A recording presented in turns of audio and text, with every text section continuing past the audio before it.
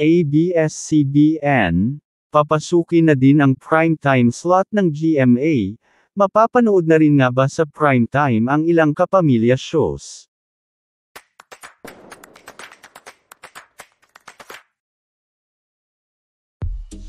Matapos ang magandang collaboration ng dalawang pinakamalaking network sa bansa na GMA7 at ABS-CBN pagdating sa noon time show na It's Showtime,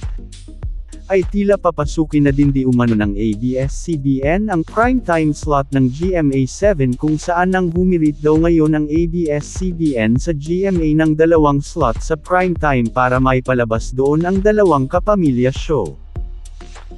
Nililigawan daw di umano ulit ng ABS-CBN ang GMA network na mapagbigyan sila na makapag-provide ng kanilang content sa kanilang primetime slot.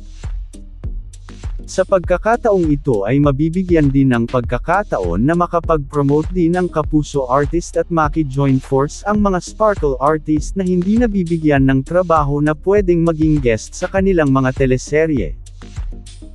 Nauna na rin noon na inilahad ni Derek Loren Jogi isa ng content provider ang ABS-CBN kaya naman maaari na itong makipag-negotiate at makipag-collaborate sa iba't ibang network mapa digital man o television na gusto nilang ipalabas ang kanilang produced content.